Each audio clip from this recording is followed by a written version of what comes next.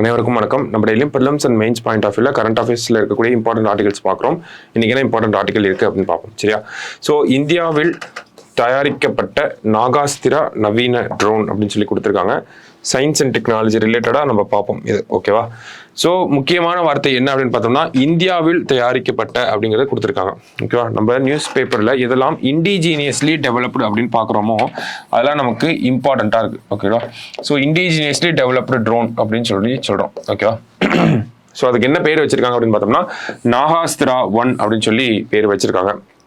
So இது ஏ type of drone. ஓகேவா? நமக்கு மேற்கத்திய நாடுகள் பார்த்தோம்னா டைரக்டா மிசைல் வச்சும் அட்டாக் பண்ணுவாங்க, அதே மாதிரி ட்ரோனை வச்சும் அட்டாக் பண்ணுவாங்க. ஓகேவா? இதெல்லாம் என்ன சொல்லுவாங்கன்னா டைரக்டா போய் அந்த இலக்குலேயே போய் விழுந்துரும். ஓகேவா?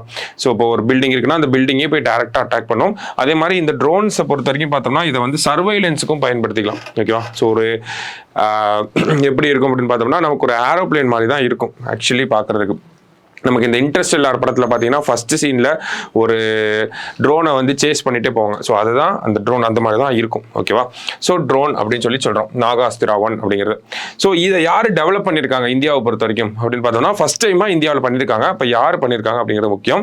சோலார் இண்டஸ்ட்ரீஸ் அப்படின்னு சொல்லக்கூடிய ஒரு இண்டஸ்ட்ரி, நாக்பூரை சேர்ந்த சோலார் இண்டஸ்ட்ரீஸ் அப்படிங்கிற இந்த நிறுவனம் தான் இந்த ட்ரோனை வந்து உருவாக்கியிருக்காங்க. ஓகேவா? ஸோ வெடிமருந்துகளை சுமந்து சென்று எதிரிகளின் முகாம்களை தாக்கி அளிக்கும் திறன் கொண்ட இந்த வகை ட்ரோன்கள் சூசைட் ட்ரோன், அதாவது தற்கொலை ட்ரோன் என்று அழைக்கப்படுகிறது. ஸோ இந்த ட்ரோன்ஸ் எல்லாம் நம்ம என்ன சொல்லுவோம்னா இங்க ஒரு பில்டிங் இருக்கு அப்படின்னா டைரக்டா வந்து இது மேல அடிச்சு வெடிச்சிரும். ஓகேவா? ஸோ அதனால இது என்னன்னு சொல்றோம் நம்ம சூசைட் ட்ரோன்ஸ் அப்படின்னு சொல்லி சொல்றோம். ஓகேவா? ஸோ இங்கிலீஷ்ல இது என்னன்னு சொல்லுவாங்க, otherwise known as suicide drones அப்படின்னு சொல்றோம். ஓகேவா? ஸோ இதனால நமக்கு ஒரு அட்வான்டேஜ் என்ன அப்படின்னு பார்த்தோம்னா ஆர்மிக்கு என்ன ஒரு அட்வான்டேஜ்னா ராணுவ வீரர்கள் போய் உயிரிழக்கிறது இல்லை ஒரு ஏர்கிராஃப்டில் போய் ஓகேவா ஒரு ஜெட்டில் போய் பாம்பு போடுறதுக்கும் டேரெக்டாக இந்த ட்ரோனை வச்சு அட்டாக் பண்ணுறதுக்கும் நிறைய வித்தியாசங்கள் இருக்குது. ராணுவ வீரர்களோட உயிர் அப்படிங்கிறது பாதுகாக்கப்படுது. ஓகேவா? ஸோ அதற்காக நம்ம ஒரு 480 ட்ரோன்ஸை வந்து ஆர்டர் கொடுத்துருந்தோம். யாருக்கிட்ட அப்படின்னு பார்த்தோம்னா இந்த சோலார் இண்டஸ்ட்ரீஸ் அப்படின்னு சொல்லக்கூடிய அந்த நாக்பூரில் இருக்கக்கூடிய அந்த நிறுவனத்துக்கு. ஸோ அதில் ஃபர்ஸ்ட் பேட்சாக ஒரு 120 ட்ரோன்ஸ் வந்து நமக்கு கொடுத்துருக்காங்க. ஓகேவா? ஸோ அந்த ட்ரோனோட சிறப்பம்சங்கள் அப்படிங்கிறதா நமக்கு எக்ஸாம் பாயிண்ட் ஆஃப் வியூவில் முக்கியம். ஸோ சயின்ஸ் அண்ட் டெக்னாலஜி ரிலேட்டடாக முக்கியம். ஓகேவா? ஸோ சிறப்பம்சங்கள் அப்படின்னு சொல்லி என்ன சொல்றாங்க அப்படின்னு பார்த்தோம்னா நாகாஸ்திரா யூஏவி அமைப்பு, அன்மேன்ட் ஏரியல் வெஹிக்கல் அப்படின்னு சொல்றோம். அதுதான் யூஏவி அப்படின்னு சொல்றாங்க. ஓகேவா? யாருமே இருக்க மாட்டாங்க, அதை ரிமோட் கண்ட்ரோல்டா நம்ம ஆப்ரேட் பண்ணிக்குவோம். உள்ள உட்காந்து யாரும் அதை ஆப்ரேட் பண்ண மாட்டாங்க. அதுதான் அன்மேன்ட் ஏரியல் வெஹிக்கல் அப்படின்னு சொல்றோம். ஸோ நாகாஸ்திரா யூஏவி அமைப்பு வான்வெளியில் பதுங்கி இருந்து தாக்குதல் நடத்தும் திறன் கொண்டது. ஸோ அந்த ட்ரோன்ஸோட செட்டப்பே பார்த்தீங்கன்னா இந்த மாதிரி சூசைட் ட்ரோன்ஸோட செட்டப்பே பார்த்தோம்னா நமக்கு ரோமிங்லே தான் இருக்கும். ஓகேவா? ஸோ நம்ம டேரெக்டாக அதை கான்டாக்ட் பண்ணி ஒரு லொக்கேஷனை கொடுத்துட்டோம், ஜிபிஎஸ்ல லொக்கேஷனை செட் பண்ணிட்டோம் அப்படின்னா டேரெக்டாக போய் அந்த டார்கெட்டில் போய் அட்டாக் பண்ணிடும். ஓகேவா? ஸோ இஸ்ரேல் இருக்காங்க இல்லையா, நம்ம பார்க்குறோம் இஸ்ரேல் ஹமாஸ் போர்லாம் நடந்துட்டு இருக்கு. இந்த இஸ்ரேல் பொறுத்த வரைக்கும் இந்த ட்ரோன் யூசேஜில் வந்து அவங்க பெரிய ஆளாக இருக்காங்க. ஓகேவா? நிறைய ட்ரோன்ஸை வந்து அவங்க தான் யூஸ் பண்ணிட்டு இருக்காங்க. அண்ட் தென் அமெரிக்காவும் சரி.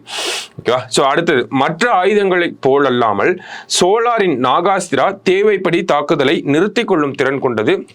திரும்பவும் அந்த ட்ரோனை எடுக்க முடியும். சோ நம்ம இப்போ ஒரு டார்கெட் மிசைல் இருக்கு அப்படின்னு பார்த்தோம்னா நம்ம ஒரு டார்கெட்டை லாக் பண்ணிட்டோம்னு வைங்களேன், அந்த மிசைல் என்ன ஆனாலும் அந்த டார்கெட்டை போய் அட்டாக் பண்ணிடும்.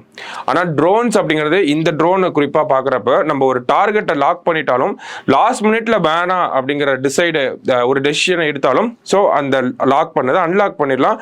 அந்த மிசைலும் அந்த ட்ரோனும் திருப்பி நம்மகிட்டே வந்துடும். ஓகேவா? ஸோ மிசைல் அப்படிங்கிறப்ப டைரக்டா லாக் பண்ணிட்டா ஒண்ணுமே பண்ண முடியாது. ஆனா ட்ரோன் அப்படிங்கிறப்ப அது ஒரு அட்வான்டேஜா இருக்கு நமக்கு. ஓகேவா? அடுத்தது ஜிபிஎஸ் முறையில் எந்த ஒரு இலக்கையும் 2 மீட்டர் வரை துல்லியம் அறிந்து தாக்க முடியும். எந்த ரேடாராலும் இந்த ட்ரோனை கண்டறிய முடியாது அப்படின்னு சொல்றாங்க. ஓகேவா? ஸோ அதனுடைய அக்யூரசி முக்கியமானது. ஓகேவா? இதெல்லாம் நம்ம எக்ஸாம்ல கேட்டாங்க அப்படின்னா ஹைலைட் பண்ணி காட்டணும். 2 மீட்டர்ஸ் அப்படிங்கிற அக்யூரசியில் இருக்கு. அதாவது இப்போ ஒரு பில்டிங் இங்க இருக்கு அப்படிங்கிறப்போ ஸோ அந்த ட்ரோன் வருது அப்படின்னா ஒரு 2 மீட்டர் ரேடியஸ்க்குள்ள கண்டிப்பா விழுந்துரும். ஓகேவா? மார்ஜின் ஆஃப் எரர் அப்படிங்கிறது இந்த 2 மீட்டர்ஸ், இந்த 2 மீட்டர்ஸ்க்குள்ள கரெக்டாக வந்து அட்டாக் பண்ணிடும் அப்படிங்கிறதா சொல்ல வராங்க. ஓகேவா? ஸோ அக்யூரசி அப்படிங்கிறத நம்ம 2 மீட்டர் அப்படின்னு பார்க்குறோம். மறுபடியும் வேற என்ன இருக்கு அப்படின்னு பார்த்தோம்னா மேலும் 4500 மீட்டருக்கும் அதிகமான உயரத்தில் பறக்கக்கூடிய இந்த ட்ரோனை ரிமோட் மூலம் கட்டுப்படுத்த முடியும். ஸோ எவ்வளோ உயரத்தில் பறக்குது, 4500 மீட்டருக்கு ஹைட்ஸ்ல வந்து இருக்க போகுது. ஓகேவா? ஸோ அதனால தான் இதை வந்து கண்டுபிடிக்கிறதும் கஷ்டம் அப்படின்னு சொல்றாங்க. ரேடார்லையும் இந்த இவ்வளோ ஹைட்ல போச்சு அப்படின்னா அதை டிடெக்ட் பண்றது கஷ்டம் அப்படிங்கிறது சொல்றாங்க. அடுத்தது நைட் விஷன் இருக்கு, அதுதான் பகல் இரவு கண்காணிப்பு கேமராக்கள் இருக்கு அப்படின்னு சொல்றாங்க. வெடிமருந்துகளை தாங்கி செல்லும் திறன் கொண்டது அப்படிங்கிறதெல்லாம் நமக்கு கொடுத்துருக்காங்க. ஸோ இலக்கு கண்டறியப்படாவிட்டால் நம்மளால அந்த ட்ரோன்னால அந்த இலக்கை கண்டறிய முடியல, லொகேட் பண்ண முடியல அப்படிங்கிறப்போ ட்ரோன் செயல்பாட்டை நிறுத்திட்டு பேராஷூட் மூலியமா சாஃப்ட் லேண்டிங் பண்றதுக்கும் இதுக்கு வந்து ஸ்கில் இருக்கு அப்படிங்கிறது சொல்றாங்க.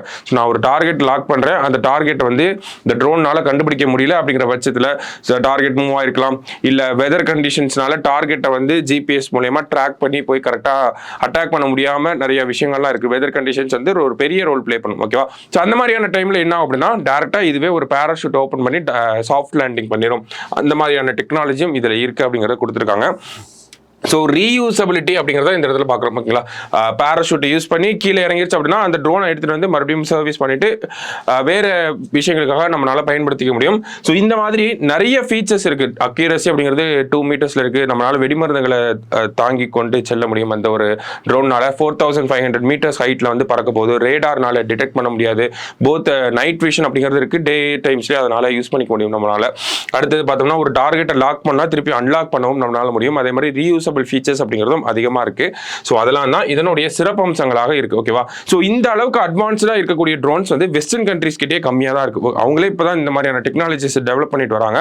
ஸோ அவங்களுக்கு ஈக்குவலண்டா இந்தியாவிலேயே உள்நாட்டிலேயே தயாரிக்கப்பட்ட ட்ரோன் அப்படிங்கிறதுனால தான் நமக்கு இது முக்கியமா இருக்கு. அதனால தான் நம்ம செய்திகளில் பார்க்குறோம். நாகாஸ்திரா 1 அப்படிங்கிறது நமக்கு முக்கியமான விஷயம் in terms of science and technology. சரியா? ஸோ இதனுடைய அந்த சிறப்பம்சங்கள் அப்படின்னு பார்த்தாலே இதெல்லாம் நமக்கு எக்ஸாம் பாயிண்ட் ஆஃப் வியூல முக்கியமா இருக்கு. அண்ட் தென் யார் உருவாக்கியிருக்காங்க அப்படின்னு பார்த்தோம்னா நாக்பூரை சேர்ந்த இந்த சோலார் இண்டஸ்ட்ரீஸ் அப்படிங்கிற இவங்க தான் உருவாக்கியிருக்காங்க. ஓகேவா? ஸோ இன்னைக்கு நியூஸ் பேப்பர்ல இருந்த ஒரு முக்கியமான கண்டென்ட் இது. நல்லா நோட் பண்ணி வச்சுக்கோங்க. நாளைக்கு டிஎன்ஏல மீட் பண்ணலாம். தேங்க்யூ.